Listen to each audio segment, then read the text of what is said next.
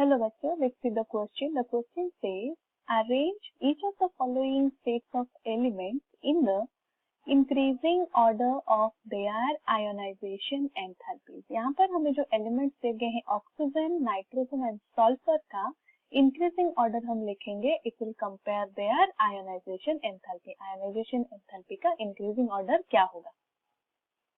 तो की कंसेप्ट यहाँ पर हमारा होगा आयोनाइजेशन एंथैल्पी और energy. Ionisation enthalpy. Ionisation enthalpy क्या होता है? This is the amount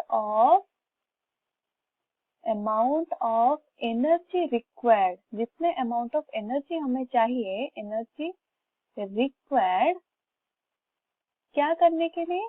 to remove an electron. To remove an electron. Electron remove करने के लिए from an isolated gaseous atom. अगर एक गैसियस एटॉम से हम रिमूव कर लेते हैं इलेक्ट्रॉन, तो वो क्या कन्वर्ट हो जाएगा? एंड कन्वर्ट इट इनटू क्या हो जाएगा? Positively charge ion. That will be a cation. तो यहाँ पर हमें कौन से एलिमेंट्स दिए गए हैं? Oxygen, nitrogen and sulphur. अगर हम आयोनाइजेशन एंथैल्पी का ट्रेंड देखते हैं in the case of periodic table, in the case of period, along a period में क्या होता है? There will be decrease in size decreases, क्योंकि उसमें एडिशन होता है इलेक्ट्रॉन, तो साइज डिक्रीजेस. हेंस जो न्यूक्लियर अट्रैक्शन होता है, effective nuclear charge, that will be higher.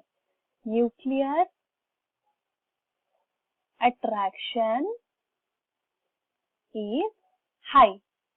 That means अगर न्यूक्लियर अट्रैक्शन होगा, हायर होगा, तो हमें हायर एनर्जी रिक्वायर्ड होगा to remove an electron. So ionisation energy is high और इंक्रीजेस.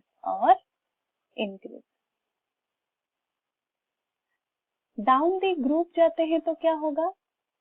टॉप टू बॉटम जाएंगे तो क्या होता है? साइज इंक्रीज होता है due to addition of the shell. Size increases and effective nuclear charge वो क्या होगा? डिक्रीज हो जाएगा. डिक्रीजेस. हेंस हमें रिक्वायर होगा lower amount of energy to remove electron. So ionisation enthalpy और आयोनाइजेशन एनर्जी डिक्रीजेस. अभी हम देखते हैं between oxygen, nitrogen and sulphur. Between oxygen, nitrogen and sulfur, oxygen and nitrogen, these are oxygen and nitrogen belongs to same period. वो एक period element होता है.